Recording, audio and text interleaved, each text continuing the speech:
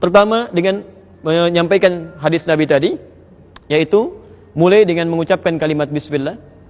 Dan mohon izin ya, ketika Anda ucapkan bismillah, tolong jangan cuma di lisan. Rasakan Allah melihat Anda, mengawasi.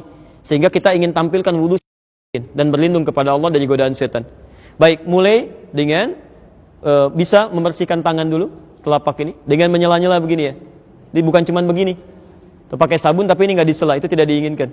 Ya, jadi Anda siapkan airnya, bisa dengan menggunakan keran tapi tidak berlebihan. Ingat, ya jangan sampai air mengalir terlalu berlebihan, dan itu tidak diinginkan. Baik, bahkan Utsman bin Affan wudunya nggak pakai keran. Ya, beliau wudunya menggunakan bejana. Jadi kalau seperti ini misal, ya saya ambil ini aja lah. Ini gayung misalnya kan, bukan gayung yang ditumpahkan. Jadi begini tidak, tapi airnya diambil. Perhatikan, bukan dicelupkan ke dalam, tapi ini ya diambil begini. Baru kemudian setelah begini. Paham? Baik ya. Jadi ingat bagaimana efisiensi penggunaan air di sini, bukan dicelupkan ke dalam begini, ya, tidak juga ditumpahkan seperti ini. Ya, nanti Anda akan temukan orang yang basuh muka, gayungnya ke sini gitu kan, basuh tangan, gayungnya ke sini, akan ditemukan seperti itu. Ya, ini menyalahi ketentuan hadis. Lihat, ambil begini, mulai sela-sela begini, paham? Satu, sebentar. Kalau ini sudah selesai, taib sudah dianggap baik, 2-3 kali, kadang-kadang Nabi 2 kali, kadang-kadang 3 kali. Tapi tidak berlebihan. Lebih daripada 3 kata Nabi, faqad asa Abul Qasim. Dia telah bermaksiat menyalahi ketentuan Nabi. Baik, setelah itu mulai dengan niat tamadmad, berkumur-kumur. Dalam bahasa Arab, kalimat tamadmad itu bukan sekedar memasukkan air ke mulut, tapi juga mengeluarkan kotoran yang di mulut. Jadi begitu Anda masukkan misalnya air ke mulut, ya bahasa Utsman bin Affan radhiyallahu ta'ala anhu, sahabat Utsman, Anda ambil airnya ke mulut, kemudian mulai hirup sedikit, istinsyak ke hidung. Jelas? Lalu Anda kumur-kumurkan itu sambil mengeluarkan kotoran di mulut. Ya. Bahkan kadang-kadang Nabi meminta untuk sebagian menyikat ini ya, menyikat giginya. Ya, ada yang menggunakan siwak, ada yang menggunakan sebagian dari tangannya seperti ini. Ya, agar sebagian kotoran yang ada di giginya bisa keluar. Setidaknya demikian. Paham sampai sini? Baik. Sebagian dihisap ke hidung, tidak perlu berlebihan, yang penting kotoran bisa terserap dan bisa keluar.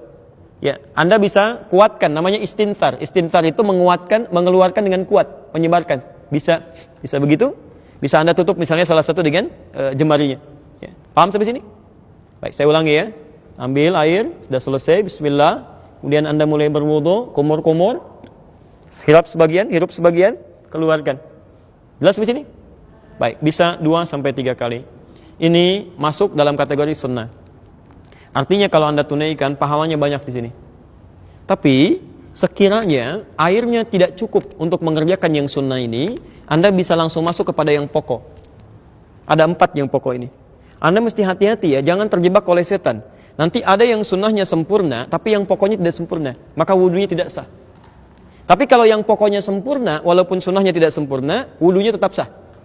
Misal, kumur-kumur sempurna, ini sempurna, tapi basuh wajah sebagian tidak tersapu, maka wudunya batal.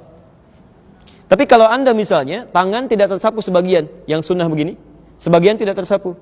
Kemudian Anda berwudu kumur-kumur misalnya, tidak istinsyar. Ya, tapi Anda wudunya sempurna pada yang pokok. Ya, nanti 4 kita jelaskan, itu sempurna semuanya, maka wudunya dianggap sah. Walaupun sunnahnya tidak sempurna, tapi wudunya dianggap sah. Anda salatnya sah. Ya. Paham sampai sini? Baik. Saya teruskan dulu sebentar.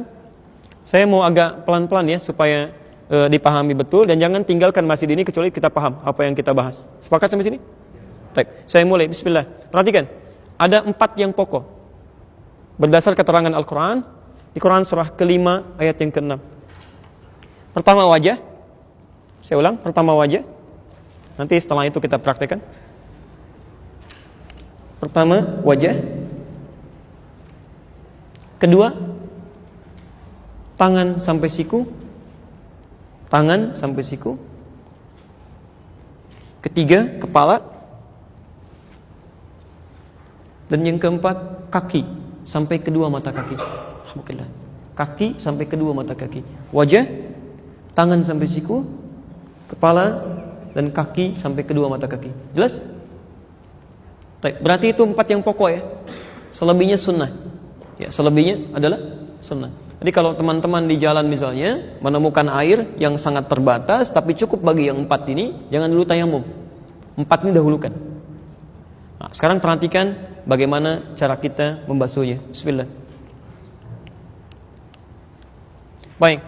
Perhatikan bahasa Qur'annya ketika menyebutkan membasuh wajah, kalimatnya menggunakan kata ghassala. Faghsilu wujuhakum. Faghsilu. Pertama, mohon fokus. Kalimat ghassala, faghsilu itu mengandung arti mengambil sesuatu untuk ditumpahkan di tempat yang akan dibasuh. Jadi, ambil airnya, tumpahkan di wajah, bukan ditumpahkan dulu baru dihapuskan. Jelas ya? Jadi Anda ambil air, awas hati-hati, Anda keliru bisa salah.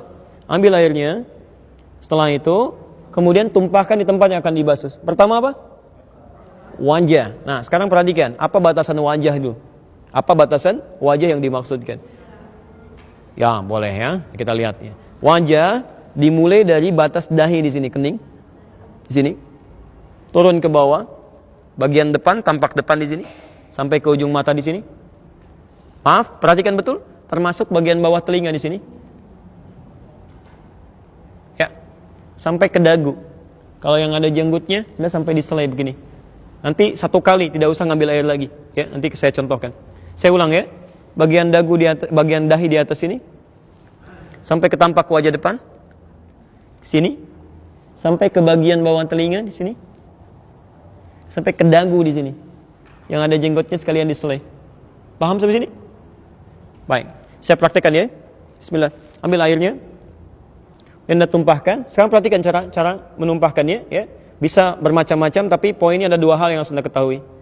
Ini ditumpahkan, ya. Saat ditumpahkan begini, yang jari telunjuk itu bisa membersihkan sudut-sudut mata.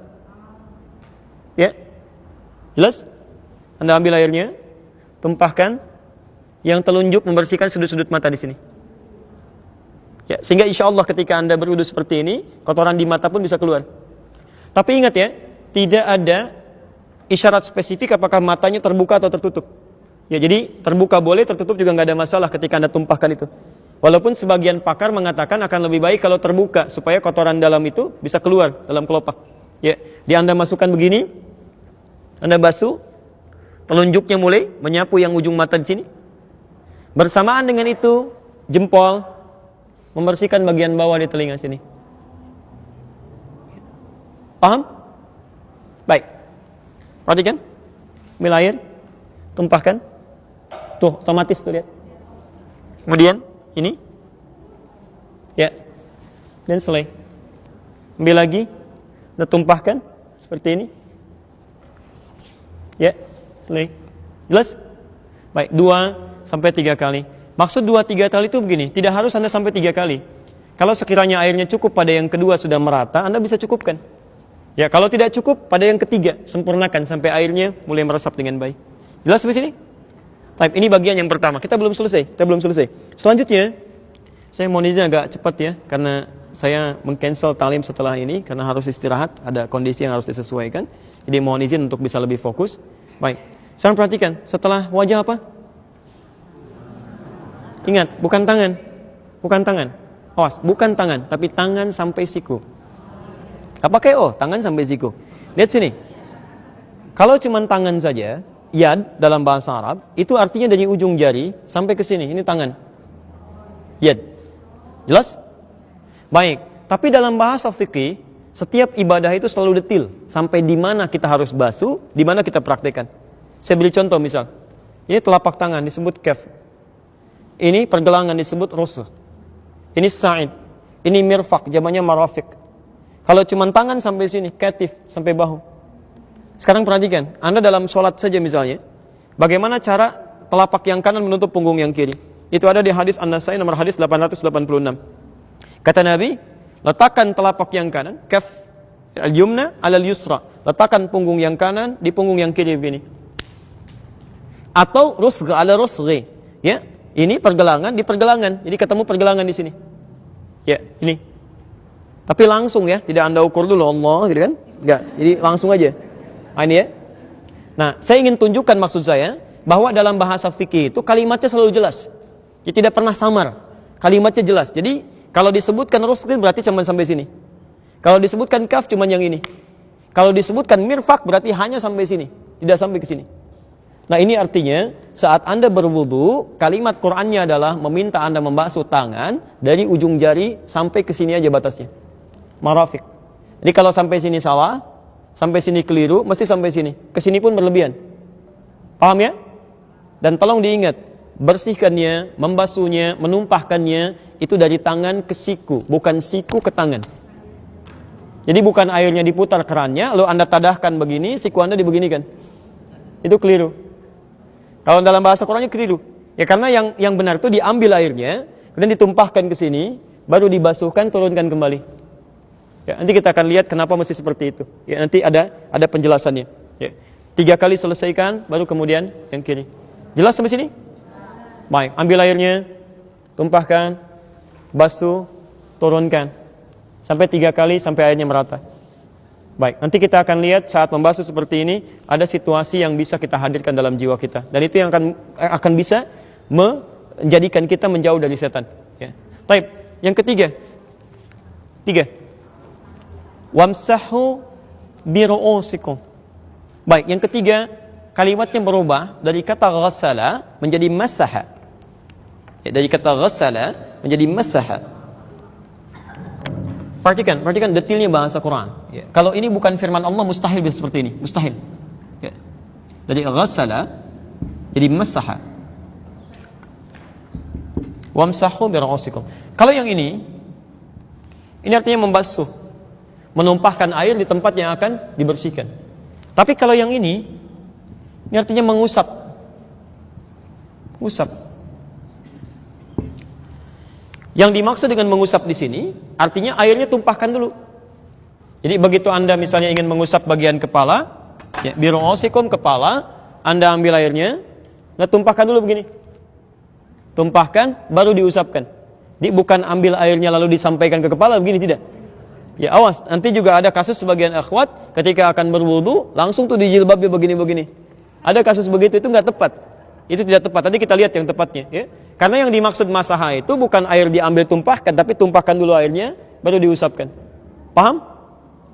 Nah, sekarang perhatikan. Apa yang diusap itu? Ternyata yang diusap itu biru'usikum. 1 ru'us, jamak dari kata ra'sun, ru'us, jamak dari kata ra'sun, yang berarti kepala. Bukan rambut, ingat, kepala bukan rambut.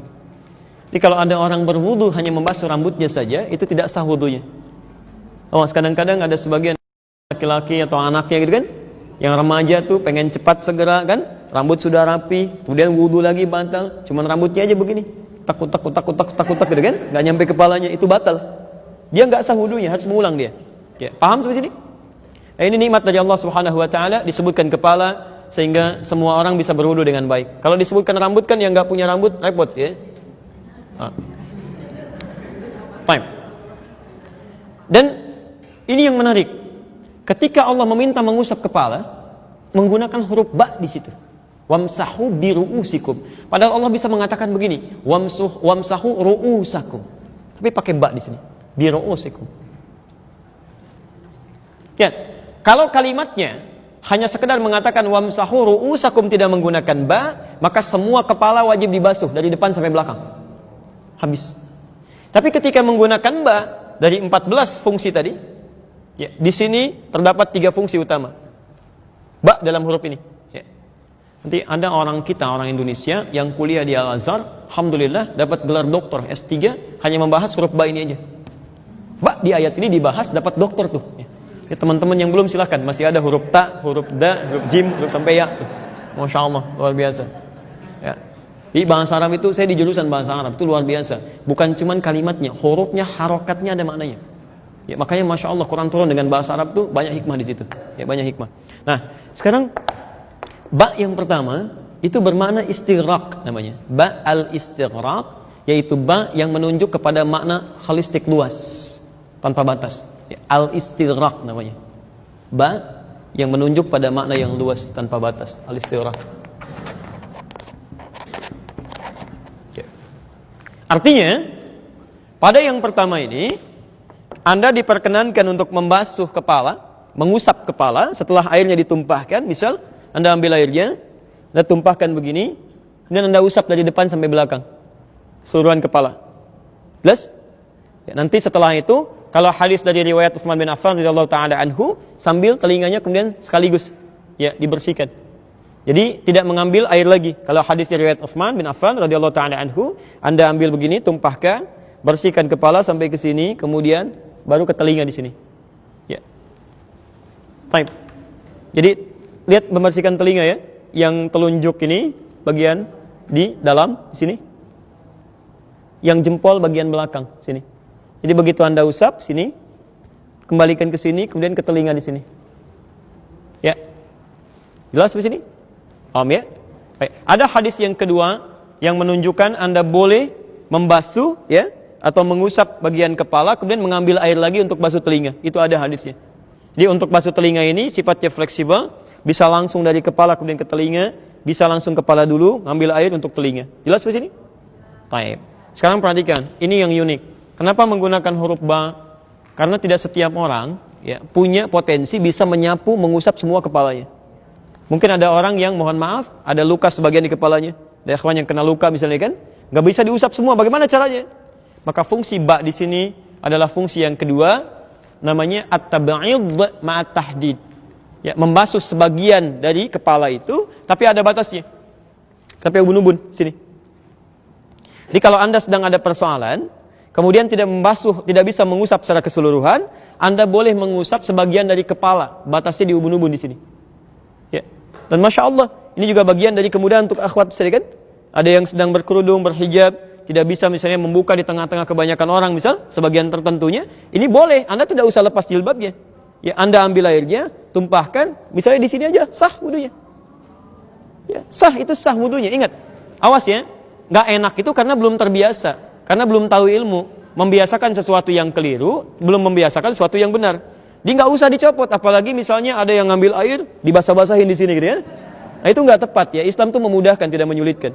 Baik. Bahkan yang ketiga, ba di sini berfungsi at-tab'id min duni tahdid. Tab'id sebagian dan tidak dibatasi. Jadi kalaupun di sini ada masalah misalnya, yang penting Anda basuh sebagian kepala sudah sah wudunya. Anda ambil, misal di sininya susah, basuh yang ini. Basuh yang ini, basuh yang belakang, sepanjang masuk dalam bagian kepala di sini itu sudah sah wudunya. Di sini Nabi ajarkan pada sahabat, sahabat ajarkan pada tabi'in, tabi'in sampaikan pada ulama. Semua sepakat, sahabat sepakat, tabi'in sepakat, ulama sepakat. Tidak ada perbedaan pendapat di sini. Sepakat sampai sini? Harus sepakat. Sahabat aja sepakat, tabi'in sepakat, ulama sepakat. Anda bukan sahabat, bukan tabi'in, bukan ulama, enggak sepakat. Aneh Anda. Masih begitu saya pulang gitu kan? Wah, jelas sampai sini? Alhamdulillah. Yang terakhir pelan-pelan ya. Kaki sampai 2 mata kaki. Perhatikan cara membersihkannya. Ini kerjaan setan sering di sini. Ya, kerjaan setan membuat buru-buru sering di sini. Dan tidak sedikit yang diancam oleh Nabi sampai keluar ancaman Nabi. Kalau kamu masih begitu, bisa disiksa di neraka. Ya, tidak sedikit kalau dalam bahasa hadis yang lebih umum, ya ada kebanyakan orang disiksa di neraka persoalan kotoran di jempol kakinya. Ya, ada persoalan di wudunya, dia nganggap ringan, ya nganggap ringan. Masalahnya kan kalau wudunya nggak sempurna, sholatnya nggak benar kan? Ya jadi turunannya banyak, sholatnya nggak benar, doanya nggak diterima, macam-macamnya, kesalahan banyak, amal soleh nggak ada. Kan jadi masalah kan? Baik, maka dari itu silakan perhatikan. Pertama, untuk membasuh kaki ini, kalau bisa Anda bagi pada 3 bagian. Pertama perhatikan sebentar ya, saya angkat sedikit sebentar. Jadi mulai air pertama, Anda gunakan untuk menyelai-nyelai dulu sini. Ini contoh Nabi ya. Jelas ya? Sela-sela ini. Dan menggunakan yang kelingking ya. Sunnahnya gunakan kelingking. Ustaz kenapa nggak pakai jempol? Kegedean ya. Halo. Cukup kelingking aja. Ya. Ini maksudnya yang sewajarnya di sini ya. Anda ambil air, masukkan sini. Lihat. Bersihkan termasuk yang sela-sela di jempol ini. Kotoran-kotoran ini. Mau ketemu Allah masa kotor? Antum masuk ke ruangan aja, sepatu dibersihkan. Anda kalau ke Auckland, ke New Zealand itu, sepatu kotor nggak bisa masuk pak. Langsung bunyi, dikejar anjing lagi. Betul, langsung bunyi. Ada langsung sebelum Anda turun di video di pesawat itu sudah ditampilkan makanan, macam-macam buah-buahan nggak boleh kecuali yang ada di situ aja. Kecuali Anda declare. Apalagi sepatu kotor nggak bisa masuk. Ke tempat manusia aja sepatu kotor nggak bisa masuk. Masa ketemu Allah kotor? Iya, jadi Anda bersihkan bagian pertama di sini. Kedua Anda ambil bagian belakang, Anda rapikan dulu sampai ke sini. Yang ketiga, ambil air lagi, ratakan keseluruhannya. Ini insya Allah akan lebih baik itu. Ya, jelas di sini? Paham? Boleh saya turunkan?